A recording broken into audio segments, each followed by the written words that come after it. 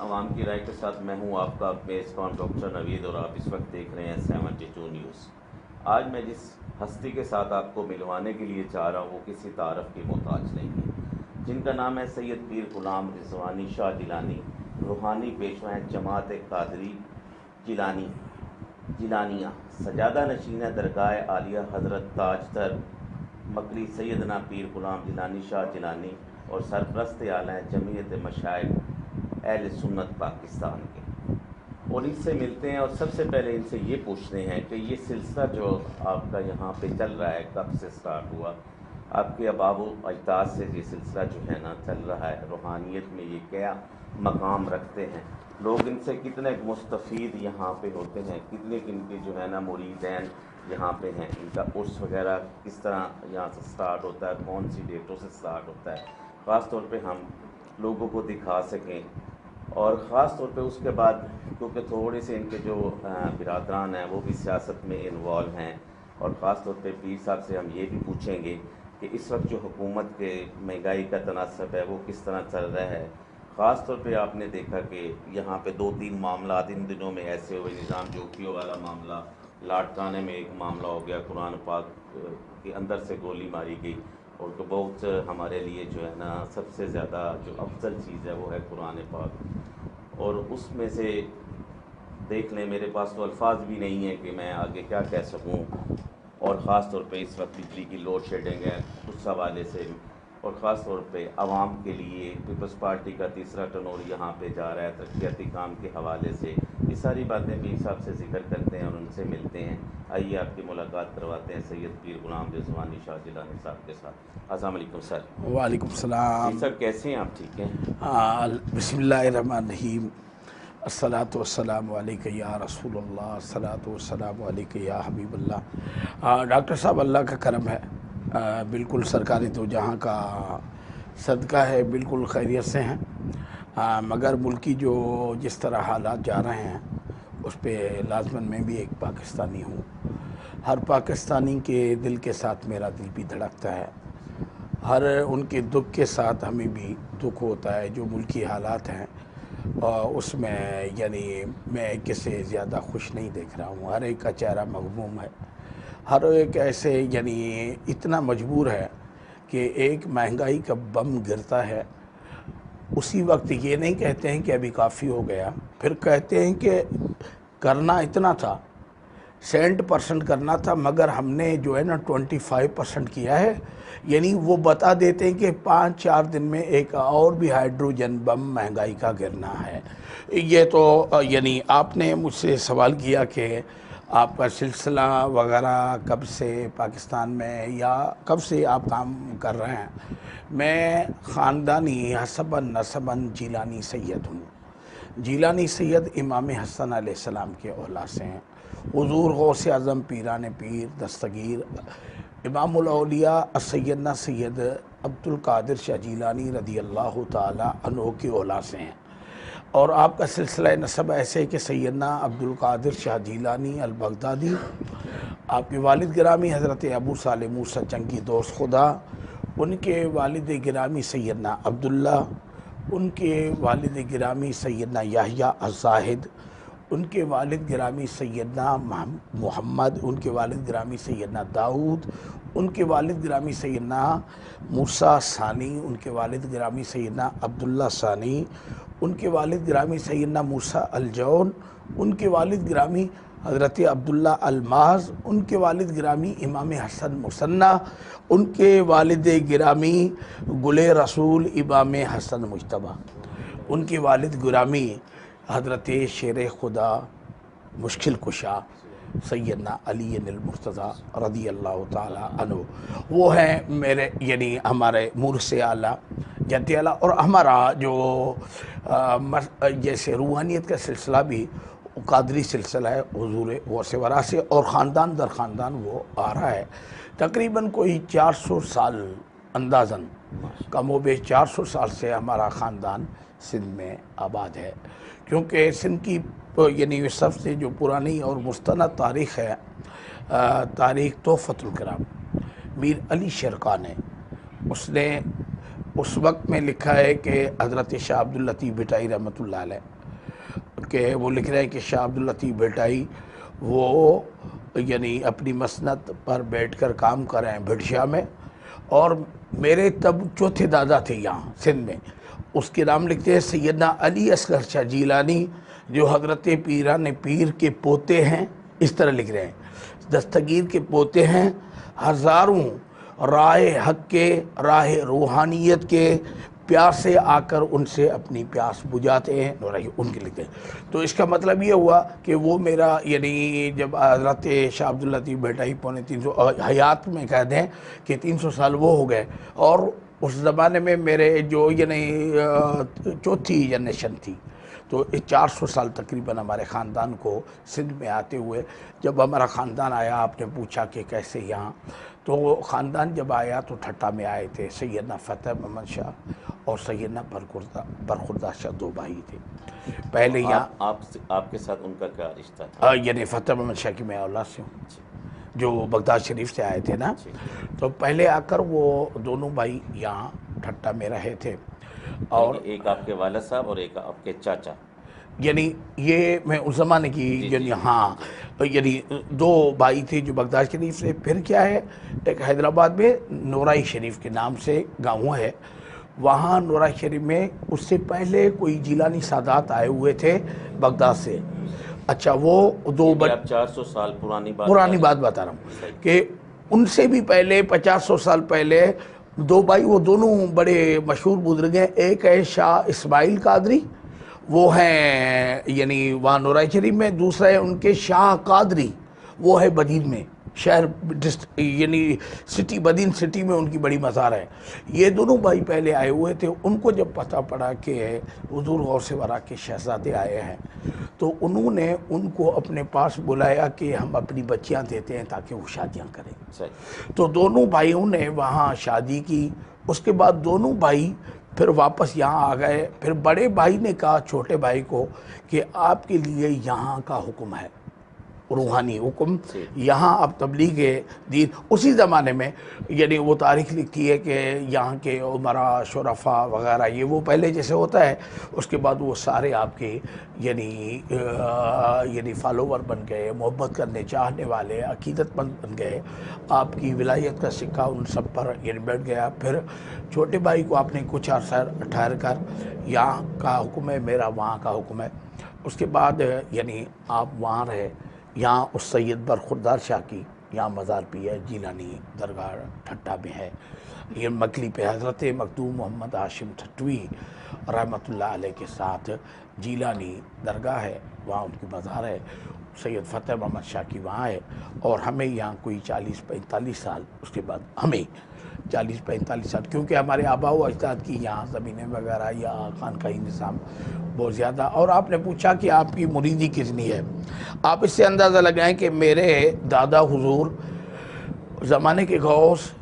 مادرزاد ولی حضرت سیدنا شاعر ہفت زباں حضرت سیدنا پیر زین العابدین شاہ جیلانی رحمۃ اللہ علیہ، حضرت سیدنا پیر زین العابدین شاہ جیلانی رحمۃ اللہ علیہ آج سے ایسے سمجھیں کہ یعنی 47 سال آپ کے وصال کو ہو گئے، 63 سال میں آپ کا وصال ہوا تھا، 100 سال ہو گئی، یعنی 110 سال عمر ہو گئی۔ تو آج سے 105 سال، 5 سال کے تھے تو آپ نے یہ شعر کہا تھا، جب یہاں اردو کا نام و نشان بھی نہیں تھا، کہ شراب محبت پلائے چلا جا، جلوہ رخوں کا دکھائے چلا جا، بچھڑے محبت آنسو روز بہتے، جو روتے ہوئے ہیں ہنسائے چلا جا، نہ زندہ ہے زینل نہ مرنے سے ڈرتا، جو مقدر میں ہوگا دکھائے چلا جا۔ آپ اس زمانے میں سندھی میں آپ کا اس وقت ان کی عمر 5 سال کی عمر ہے، یعنی یہ روح اتنا یعنی کمال میں نے کہا نا، مادر سعد ولی خاندان پورا جو آ رہا ہے، اور سندھی میں آپ کا یعنی شہرہ آفاق شہر ہے، آج بھی آدھی رات جو، آج بھی آدھی رات کو، یہ بھی 5 سال کی عمر میں، عجب آدھی رات جو، آج بھی آدھی رات کو، مکہ سوں سرور یاد پیو، مجھے اپنے آقا کے حسن یاد آیا، مجھے نند نینن جی پھٹی، مجھے ہوتا ہر یاد پیو، میرے آنکھوں کی نیند اڑ گئی، میں اپنے جانان کے تصور میں پوری رات بیٹھا رہا. یہ 5 سال کی عمر میں آپ کے اشعار ہیں. تو میرے دادا حضور حضرت سیدنا پیر زین العابدین شاہ جیلانی رحمۃ اللہ علیہ کے دادا حضور یعنی میرے والد حضرت سیدنا تاجدار مکلی غوث زمان مجدد وقت حضرت سیدنا پیر غلام جیلانی شاہ جیلانی رحمۃ اللہ علیہ، یعنی ان کے دادا، یعنی دادا حضور کے والد سیدنا عبدالقادر شاہ جیلانی، ان کے والد سیدنا سخی محمد بچل شاہ جیلانی، ان کی یعنی میرے دادا حضور کے دادا حضور ہندوستان پاکستان تب کٹھے تھے. اس زمانے میں بھی آپ نے 400 گھر کچھ بھج سے، جو آج بھج ہے تب یہ سندھ میں شامل تھا، وہاں سے 400 گھر سمروں کو ان کے، وہ ابھی بدین میں ہیں، ان کے کوئی میرے خیال ان کے 200 کے قریب ابھی گاؤں ہیں ان قوم کے، اور 50,000 کے لگ بھگ افراد ہوں گے یا 30,000 سے تو زائد ان کے ووٹ ہیں، یعنی اتنی کمیونٹی بڑی ہے، 30-40 ہزار ووٹ ہوں گے. ان کے 400 گھر آپ نے وہاں سے ایمان کی دولت سے ان کو مشرف کر کے یہاں بدین میں لائے تھے. ہمارے خاندان کی جو خدمات کہہ رہا ہوں، جیسے میں ایک بات بتاؤں، جیسے جی ایم سید کا آپ سنتے ہیں مذہبی یا سیاسی، مگر جی ایم سید وغیرہ نے بھی ہمارے خاندان کی بزرگی پر، دینی خدمات پر، ان کی روحانیت پر جی ایم سید نے میرے 6 پشتوں پر لکھا ہے، جنب گزارم جنسا، اور اس طرح لکھا ہے کہ یہ سارے اتنے بڑے اللہ کے ولی تھے، میں نے زندگی میں ایسے اللہ کے ولی یعنی خوف خدا رکھنے والے میں نے ایسے پیر صاحبان نہیں دیکھے جس میں میرے دادا حضور کا ذکر، پردادا کا ذکر، سخی بچل شاہ کا ذکر، ان کے والد کا ذکر، پھر ان کی ایریا میں جو بڑے بڑے مریدین تھے ان کا ذکر کیا کہ ایسے میں نے صادق مرید بھی نہیں دیکھے اور ایسا پیر بھی میں نے نہیں دیکھا. اس طرح مرزا کلید پہ بہت ساری، یعنی حضرت مخدوم محمد زمان طالب المولا، مخدوم محمد امین فہیم، اور محترم قبلہ مخدوم جمیل الزمان صاحب جو ابھی گدی نشین ہیں درگاہ حالہ شریف کے، ان کے دادا حضور حضرت مخدوم طالب المولا نے بھی یاد رفتگاں کتاب میں میرے دادا حضور رحمۃ اللہ علیہ کا، کیونکہ اب ہم اثر تھے تو اس طرح یعنی پوری تاریخ میں. تو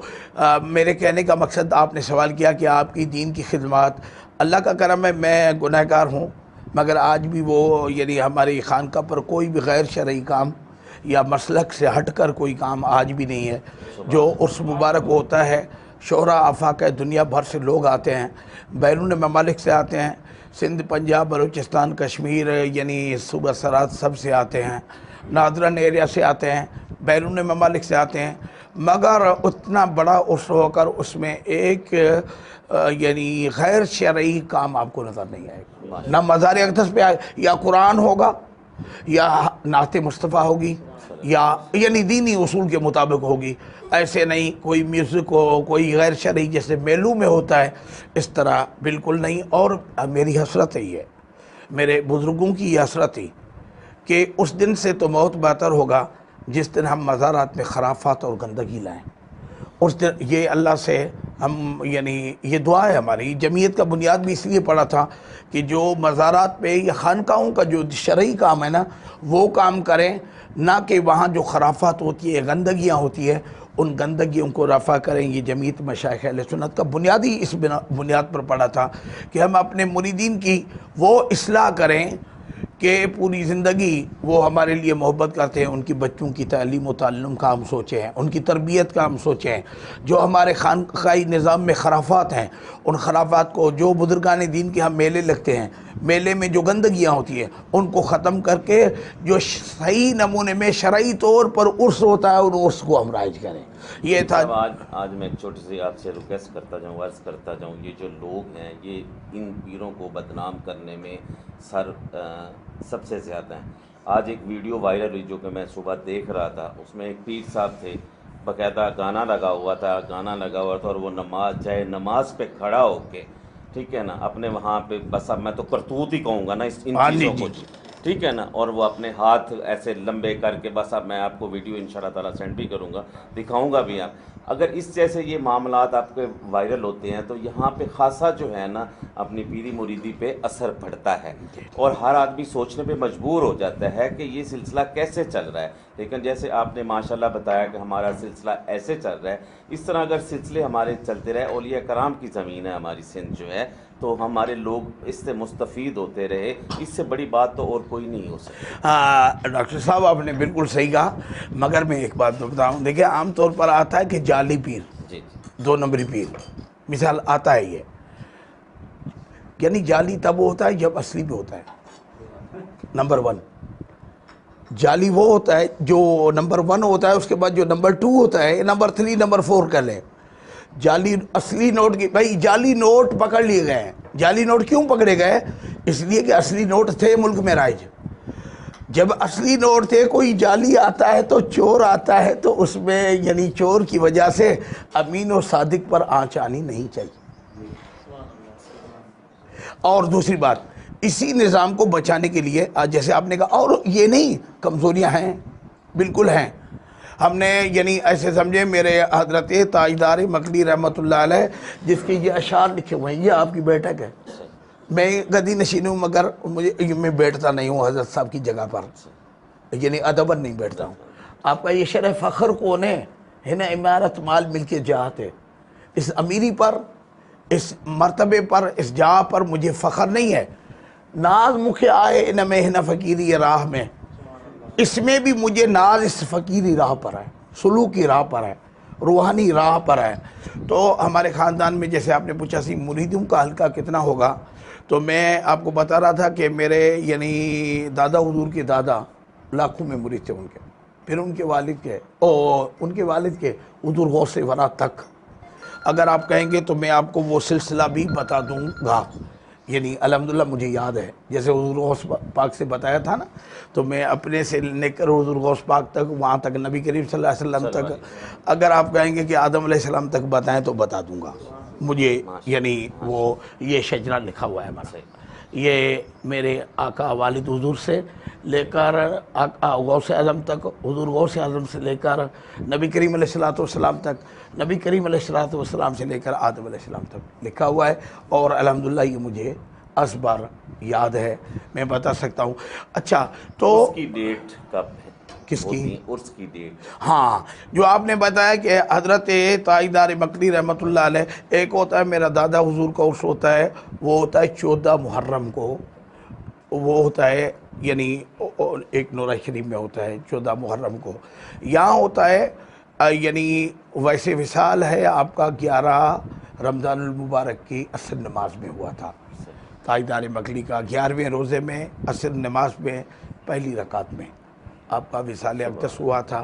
تو اس دن بھی 2-4 ہزار بندوں کا پروگرام ہوتا ہے، مگر ہمارا ایک ہوتا ہے کہ سالانہ ایک اجتماع ہوتا ہے. اسی کی بات کر. ہاں وہ سالانہ اجتماع ابھی جو ہوگا وہ 27 مارچ کو ہوگا. کوئی 6 سال سے 27 مارچ کو، کیونکہ حضرت صاحب بھی ایسے کرتے تھے کہ موسم کا، آنے والوں کی تکالیف کا خیال کرتے ہوئے کہ ان کو تکلیف نہ ہو، زیادہ سردی، کیونکہ لاکھوں میں لوگ آتے ہیں، زیادہ سردی نہ ہو، زیادہ گرمی بھی نہ ہو، تاکہ ان لوگوں کو تکلیف نہ ہو. ابھی کیا ہوگا کہ یہ 27 مارچ ہو جائے گی، اگلی 27 مارچ آ جائے گی رمضان میں. اس لیے ہم اس 27 مارچ کو ایک ہفتہ پروگرام چلتا ہے. 27 مارچ میں یعنی 10 دن کا فرق پڑتا ہے نا سال. ہاں تو پڑتا ہے نا. تو ابھی اس سال 27 مارچ کو ہوگا سالانہ عرس مبارک. پھر اسی 27 مارچ کو ہم اعلان کریں گے جو اگلے سال سے 5-6 سال کے لیے کون سی تاریخ بنے گی. انشاءاللہ وہ ربیع الثانی میں 11ویں کا مہینہ جو ہے نا وہ ہو سکتا ہے ہم اس میں لے آئیں، مگر وہ مشاورت سے جب بھائی بیٹھیں گے اور جماعت کے احباب بڑے بڑے خلفاء بیٹھیں گے، ان سے مل کر جب ہم تاریخ کا تعین کریں گے تو ہم آپ کو یعنی پھر بغیر پوچھے بھی بتا دیں گے. آپ جماعت کے سربراہ ہیں، سرپرست اعلیٰ جمعیت مشائخ اہل بیت پاکستان، پاکستان. ہاں اہل سنت جماعت کے جو ہے نا آپ سرپرست اعلیٰ ہیں، تو کس نظر سے آپ اس جماعت کو دیکھتے ہیں؟ یعنی میں دیکھتا ہوں کہ جیسے آپ نے پہلے بھی کچھ ہمیں یعنی سستی ہے، جس طرح میری یہ خواہش ہے کہ جس طرح ہم اپنے لیے نا کام کرتے ہیں، جب میرا ذاتی مفاد ہو تو میں کتنا تکڑا ہو کر کام کرتا ہوں، اگر اسی طرح ہم دین کے لیے کام کریں، اسی کے لیے ملک کے لیے کام کریں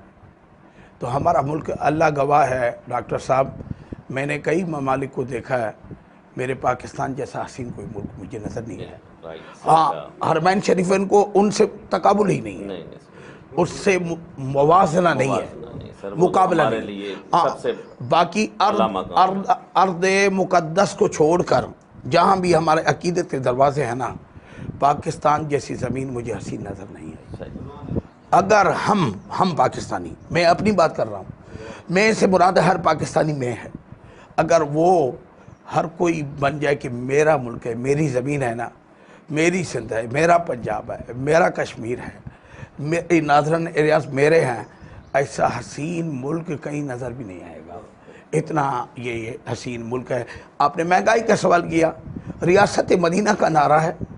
حضرت عمر فاروق کے دور میں، دجلے دریا پر عراق میں اسلامی سلطنت وسیع ہوتی جا رہی ہے، دجلے دریا میں ایک پل شکستہ تھی، بکریوں کا ریوڑ گزر رہا ہے، ایک بکری کی ٹانگ وہ جو اس کا یعنی ٹوٹا ہوا تھا نا حصہ، یعنی دو لکڑیوں کے درمیان میں جو سوراخ تھا اس میں آ گئی، لکڑی کی ٹانگ ٹوٹ گئی، بکری کی لکڑی میں، ہاں زبان اٹک گئی، لکڑی میں اٹک کر بکری کی ٹانگ ٹوٹ گئی۔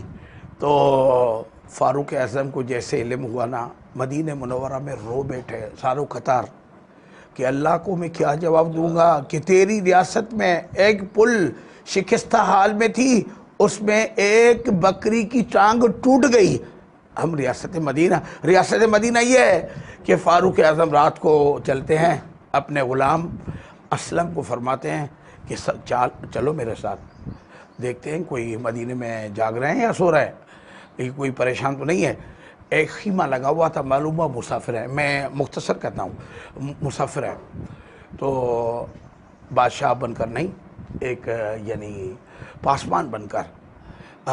کوئی بندہ باہر کھڑا ہے، بڑا پریشان حال ہے۔ آپ کون ہیں؟ ہم مسافر ہیں، ہم جا رہے تھے، میری وائف کو درد ذہ ہے، پریگننٹ ہے ابھی، وہ یعنی درد ذہ ہے، تو یعنی اس لیے میں پریشان ہوں۔ کوئی اس زمانے میں دائی بولتے تھے، کوئی دائی وغیرہ مل جائے، کوئی ایسی یعنی۔ تو حضرت عمر فاروق نے فرمایا آپ یہاں بیٹھے، میں آیا، 22 لاکھ مربع کلومیٹر نے میل کا حاکم، 57 لاکھ مربع کلومیٹر، یعنی 7 پاکستانوں جتنی زمین اس زمانے میں، 7 پاکستان، 8 پاکستان جتنی زمین کا حاکم آتا ہے اپنے گھر میں، اپنی بیوی کو فرماتا ہے کہ تو بڑے حاکم کی بیوی ہے مگر ایک مسافر ہے، اس کی بیوی کو درد ذہ ہے، ابھی رات کے ٹائم میں دائی کی ضرورت ہے، میں کسے کہوں؟ اچھا کام ہے کہ ایک انسانیت کی خدمت ہے، آپ چلیں۔ تو اس نے فرمایا میں چلتی ہوں، میں خدمت کروں گی۔ ابھی اسے پتہ نہیں ہے، آپ جلدی آئے، جو ضرورت کا سامان تھا وہ لائے۔ حضرت عمر فاروق باہر ایسے پریشان جیسے اس کے گھر کا معاملہ ہو، ایسے ٹہل رہے ہیں کہ کیا ہوتا ہے۔ تب تک یہ بچے کی آواز آئی، اور آپ کی زوجہ محترمہ نے ایسے بولا، یا امیر المومنین، مبارک ہو، بچہ سلامتی سے پیدا ہو گیا۔ جب اس نے سنا کہ یہ امیر المومنین فاروق اعظم ہے، قدموں پہ گر جاتے ہیں، آپ اٹھاتے ہیں کہ نہیں، میں نے کوئی احسان نہیں کیا ہے، میرا تو فرض یہ تھا کہ راستے میں آپ کے لیے میں ہاسپیٹل بنا دیتا، یہاں آپ کو تکلیف نہیں ہوتی، یہ تو میں اتفاق سے آیا ہوں، کل اللہ مجھ سے پوچھے گا کہ اے فاروق مسافر جاتے تھے تکلیف ہوتی تھی۔ یہ تھی ریاست مدینہ۔ آج یہ ہے کہ ڈاکٹر صاحب اللہ گواہ ہے، غریب کیا لوگ، ہر امیر ہر غریب، یعنی آپ اندازہ لگائیں، اندازہ اس سے بات سے لگائیں، 63 روپیہ اس حکومت سے پہلے پیٹرول تھا، آج 148 ہے 47 روپے 54 پیسے، یعنی 147 روپے ہے، 63 اور 63 126 روپے ہوئے۔ اگر دگنا کرتے ہیں تو 126 سے 121 روپیہ اور بھی زیادہ ہو گیا۔ 300% مہنگائی بنی ہے، تین بڑی ہے 3 سالوں میں۔ 3 سالوں میں 48,000 روپے سونا تھا، ابھی سونا کتنے ہیں؟ 1,00,000 تقریباً 22,000 تھا۔ 1,22,000 ابھی سونا ہے 48، یعنی 3 گنا سونا آپ کا بڑھا ہے۔ یعنی اور پھر مصیبت کیا، ابھی بھی جو تیل بڑھا ہے نا، اس دن وزیر اعظم کا کیا بیان آتا ہے کہ بڑھانا تو 101 روپیہ یعنی 180 تک تھا، یعنی بڑھا کر بھی کیا۔ اور اچھا یہ میں بتاؤں مصیبت کیوں ہے، ایک بات آپ میری نوٹ کریں، شاید آپ کے ذہنوں میں یہ نہ ہو، جب یہ آئے تھے تو انہوں نے نعرہ لگایا تھا سونامی کا، کیا سونامی، میری یہ بات نوٹ کریں۔ بالکل صحیح۔ سونامی میں اس زمانے میں کہتا تھا، سونامی ایک ہوتا ہے سائیکلون، آندھی، طوفان، زلزلہ۔ سونامی وہ عذاب ہے، جاپانی لفظ ہے، جس میں زلزلہ آتا ہے سمندر کے اندر، اس میں جو توانائی خارج ہوتی ہے اس سے، یعنی زلزلہ آتا ہے، زلزلے سے پھر آندھی، پھر طوفان، پھر سائیکلون، یعنی سارے عذاب کے مجموعے۔ حضرت نبی کریم علیہ السلام تبوک کے مقام سے جب مدائن صالح سے آپ گزرے ہیں، صالح قوم پر یعنی قوم عاد پر جہاں یعنی عذاب آیا تھا، تو آپ نے اپنے بڑے لشکر کو حکماً فرمایا کہ یہاں عذاب کی جگہ ہے، جانوروں کو پانی بھی نہ پلایا جائے، جانوروں کو، کیونکہ عذاب الہی کی جگہ ہے۔ پھر چند مثال نئے صحابہ تھے، اطلاع نہیں پہنچا تھا نا، انہوں نے پانی لیا ہوا تھا، آٹا گوندھ لیا تھا، سرکار دو جہاں نے فرمایا یہ جانوروں کو بھی آٹا نہیں کھلایا جائے، یہ آٹا پھینکا جائے، کیونکہ عذاب الہی کی جگہ سے ان کنووں سے پانی بھرا گیا تھا۔ ہم اپنی فتح و نصرت کو، کامیابی اور کامرانی کو تعبیر کرتے تھے، سونامی آ گیا، اللہ کی عزت کی قسم میں تب کہتا تھا اس ملک پر بہت بڑا عذاب آنا ہے، کیونکہ ہم عذاب الہی کو فخریہ۔ اور ایک منسٹر نے یہ کہا تھا جب یعنی آدھے سال پہلے کوئی زلزلہ آیا تھا کہ تبدیلی آ گئی ہے، اس تبدیلی کی خوشی میں زمین نے کروٹ بدلی ہے۔ آپ کو یاد ہوگا ایک کوئی یعنی منسٹر یا صاحبہ تھی جس نے، اور حکومت کی ترجمان تھی، یہ جو تھی، عذاب الہی کو زمین خوشی میں تبدیلی یعنی انقلابی طور پر وہ کروٹ لے رہی ہے۔ جب عذاب الہی سے اس طرح، یقین کریں ملک میں سونامی، میں کہتا تھا بھائیوں کو، کہتا تھا سب کو، کہتا تھا جلسوں میں، کہتا تھا خدا کا واسطہ ان کو کوئی سمجھائے یہ سونی عذاب الہی کا نام نہ لیں، یہ سمندر کہہ دیں تو کوئی دوسرا نام دے دیں، سونامی اللہ کا عذاب ہے۔ اور یقین کریں ہم نے تو پھر خود کال کر کے اللہ کا نظام کو بلایا نا، یعنی عذاب کو بلایا، یعنی مثال لوگ بڑھ گئے تو کامیابی ہے نا، ابھی کامیابی، کامرانی، فتح، نصرت کو تعبیر کر رہے ہیں عذاب الہی سے۔ سونامی آ گیا، سونامی آئے گا تو یقین کریں پاکستان کی یہ ابھی جتنے بھی 1000 دن ہوئے ہیں، 1100 دن ہوئے ہیں، صاحب کو تو ان لفظوں کا پتہ ہی نہیں ہے، پتہ ہی نہیں ہے، مگر جو کیا کہتے ہیں، میں ان میننگز کیا ہیں، ہاں ان کے نور الحق قادری صاحب ان کے ساتھ بیٹھے ہوئے ہیں، پیر صاحب ہیں، شاہ محمود قریشی صاحب بیٹھے ہوئے ہیں، میرے قابل احترام ہیں، میں عزت کرتا ہوں سب کو، اور بہت سارے بیٹھے ہوئے ہیں۔ اتنا اگر وزیر اعظم کو جب اتنا علم نہیں ہوتا ہے کہ سونامی کا، پھر ایسے بندے کو وزیر اعظم نہیں ہونا چاہیے۔ جو ریاست پاکستان کے وزیر اعظم کو ایک مسلم ہونا چاہیے، اسے یہ یعنی ایک مسلمان اور اسے بنیادی چیزوں کا علم ہونا چاہیے۔ صاحب جب آپ نے دیکھا وزیر اعظم کا حلف لے رہے تھے تو اس وقت ان کی حالت کیا تھی؟ ہمارے نبی کریم صلی اللہ علیہ وسلم کا نام بھی ان کو اور یعنی دیکھیں نا، وہ صلی اللہ علیہ وسلم بھی صحیح نہیں کہہ سکتے۔ میں کہتا ہوں اس میں سیکھنے میں سرکار نے فرمایا اطلب العلم من المہد الی اللحد، پیدا ہونے کے دن سے قبر میں داخل ہونے کے دن تک علم کو حاصل کریں۔ اگر کلمہ نہیں آتا ہے تو عمران خان صاحب کو ایک بندے کو رکھ کر اگر مجھے ہی یہ خدمت دیں، کیونکہ میں جب ملک سے باہر جاتا ہوں، میری یعنی کسی سے ہمدردی ہو یا نہ ہو، میرے پاکستان کے وزیر اعظم کو اگر میں باہر جاؤں، کوئی کہہ دے، چاہے میری ان سے نہ بھی پڑے، آپ کے ملک کا وزیر اعظم ایسا ہے، کوئی میں سمجھتا ہوں وہ گالی مجھے ملتی ہے، کیونکہ میرے ملک کے سربراہ کو کہہ رہا ہے، اس ٹائم ہماری غیرت یہ اپنے ملک زمین کے لیے اٹھتی ہے۔ تو یہ بات اگر ہے تو مجھے ہی وہ یہ خدمت دے دیں، میں کوئی کسی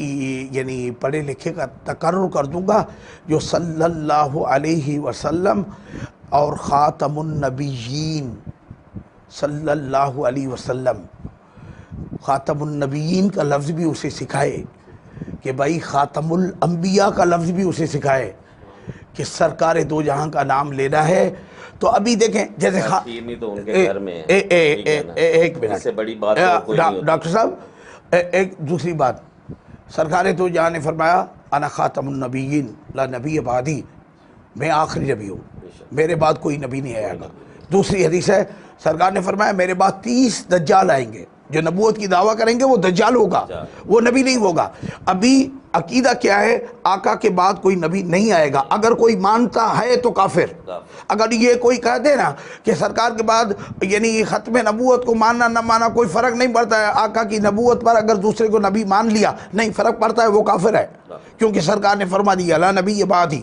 انا خاتم النبیین لا نبی بعدی، میرے بعد کوئی نبی نہیں ہوگا، میں خاتم الانبیاء ہوں۔ اور دوسری بات، کوئی دوسرے کو نبی مانے گا تو بھی کافر، کوئی دوسرا دعویٰ کرے گا وہ بھی کافر، جو اس کے دعویٰ کو حق سمجھے گا وہ بھی کافر ہے۔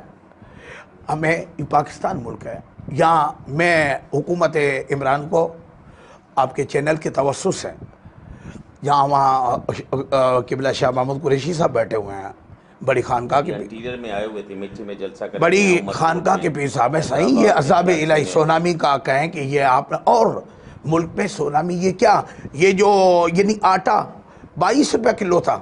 آج آٹا 75 روپے کلو بک رہا ہے۔ یہ ہم لنگر چلاتے ہیں ڈیلی، صحیح ہمارے ہاں اللہ کا کرم ہے مدرسہ ہے، مسافر یعنی آتے ہیں ڈیلی 100-200، پھر سادہ ہی صحیح یعنی ہمارے بچے بھی پڑھتے ہیں تو 350 400 300 400 500 کا کھانا پکتا ہے ٹائم پہ۔ تو ہمیں پتہ ہوتا ہے کہ ابھی وہ گھی کا جو بل ہے نا، اس کی حکومت سے 3 سال پہلے 90 روپے ہم دیتے تھے، یعنی جو سادہ گھی ہوتا تھا، آج وہ 350 400 گنا 360 روپے 360 نا، تو 400 گنا بڑھ گیا۔ 1 روپیہ تھا تو 3.25 روپیہ اور بھی بڑھ گیا، 4.25 روپیہ ہو گیا۔ کے ٹنول میں اس وقت گھی چل رہا تھا 145 میں، آج سے 3.25 سال پہلے کی بات کر رہا ہوں۔ چینی تھی 55 روپے کی، 55 روپے کی، ٹھیک ہے، پیٹرول تھا تقریباً کوئی 75-80 کے قریب تھا، لگ بھگ یہی تھا۔ اچھا، ڈالر جو تھا وہ تقریباً 90 روپے کا تھا۔ اسحاق ڈار صاحب نے جو انہوں نے آج کتنا ہے ڈالر؟ 170 172 روپے آج کا ریٹ تھا میرا خیال میں۔ یعنی مقصد یہ ہے کہ آپ بھی پاکستان کے ہیں، ہم بھی آپ کہتے ہیں مثال انہوں نے بھائی جعلی انداز سے اکنامی کو کھڑا کیا ہوا تھا، بھائی عوام کو مجھ پر کیا میں بازار میں جاتا ہوں، ڈاکٹر صاحب جاتے ہیں، ڈاکٹر صاحب 1000 میں جو سامان لے آ رہے ہیں نا، اس سے کیا تعلق ہے؟ آج اس 1000 میں اس کا 1/3 لاتے ہیں۔ صاحب اس وقت حالات یہ ہو چکے ہیں کہ خواتین دھاڑی مار مار کے رو رہی ہیں، کیوں؟ دیکھیں تنخواہیں بڑی نہیں ہیں، آمدنی وہیں پہ کہ وہیں کھڑی ہے، ٹھیک ہے، لیکن ایکسپینسز جو ہے نا وہ انکریز ہو گئے۔ اس کے انکریز ہونے کی وجہ کیا ہے؟ مہنگائی۔ آپ دیکھیں جو بندہ 10 kg گھی لے کے جاتا تھا وہ تقریباً 1500-1600 میں لے کے جاتا تھا، اب جو بندہ 10 kg اپنے گھر کے لیے لے کے جاتا ہے وہ تقریباً اس وقت 4000-4500 کا لے کے جاتا ہے۔ تو خواتین کو تو وہی 10,000 ملنے ہیں کچن چلانے کے لیے۔ یعنی ڈاکٹر صاحب میں بذات خود سیاست میں نہیں ہوں، میں نے بتایا کہ سیاست جو ہے نا، آپ ایک معزز شہری تو ہیں۔ ہاں، میں ایک بات کہہ رہا ہوں نا، میں عملی طور پر سیاست میں نہیں ہوں، مگر ہر پاکستانی سیاست میں ہے بھی صحیح۔ کیسے؟ سیاست ہے ملک کے نظام کے چلانے کا نام ہے سیاست۔ میں پاکستان میں رہتا ہوں، مجھے ہر چیز لینی ہے، گھر کا یعنی راشن بھی لینا ہے، میرے پاس مہمان آتے ہیں، ہمارے پاس لوگ آتے ہیں۔ آپ پہ تو مدرسے کی بہت بڑی ذمہ داری ہے، جہاں بچے پڑھتے ہیں ان کے اللہ گواہ ہے، میں حکومت کا کہتا ہوں آپ کی حکومت بھی چند دن چلے گی، نکل جائے گی، خدا کا قہر اتنا نہ مول لیں۔ یہ جو قہر آپ نے، کل کی بات بتا رہا ہوں، سچی بتاؤں، ایک سید صاحب تھے، بیٹے کی شادی کر رہے تھے، اور یعنی ویسے نوکری کرتے ہیں، نوکری پیشہ ہے، تو میں نے کل کی شام کی بات بتا رہا ہوں، مجھے کیا اس کی آنکھوں میں آنسو آ گئے، سائیں بیٹے کی شادی کرنا چاہتا ہوں، یہ مسئلہ ہے، مجھے پہلے بتایا تھا، میں نے کہا شاہ صاحب کب کر رہے ہیں آپ، جو تاریخ بتائیں ان میں سے، میں نے کہا ٹھیک ہے یہ دن اب کر لیں، تو اس نے کہا کہ صحیح میں چاہتا ہوں 2-4 دوست کچھ وہ ابھی وہ جو بچی والے ہوں وہ کہتے ہیں ہم نے پہلے بچی کی بڑی شادی کی تھی عزت سے، آپ اس طرح، تو کہا کہ صحیح حالات یہ ہیں کہ میرا جو تنخواہ تھی نوکری وغیرہ کا اور چھوٹی نوکری، میرا گھر کا گزر بھی نہیں ہوتا ہے، آنکھوں سے آنسو آ گئے۔ میں نے اسے کہا کہ صحیح ابھی میں کیا کروں، میں اس قابل بھی نہیں کہ اس سے اوپر میں 2 دیگیں بھی یعنی افورڈ کروں۔ آج آپ اگر مٹن میں 1 دیگ لے لیں 10 کلو کی، میرے خیال میں 22,000 میں ملے گی، 24,000 میں ملے گی مٹن کی۔ اگر آپ شہر میں یعنی چکنی بنا لیں، مرغی بنا لیں، تو آپ کو وہ بھی 8-10 ہزار سے کم نہیں ملے گی۔ تو کیا بندہ کا، تو خدا کا واسطہ ہے، میں جو ان کے ساتھ ہیں نا حکومت میں، عمران خان صاحب کو پتہ شاید نہیں ہے، خدا کا واسطہ ہے ان کے دوست انہیں گائیڈ کریں، گائیڈ لائن دے کہ آپ ظلم کر رہے ہیں، جو بھی کر رہا ہے ظلم، کیونکہ سربراہ آپ ہیں، وہ آپ پر آتا ہے۔ لوگوں کا جینا 2 بھر ہو گیا ہے، کوئی راشن کے یعنی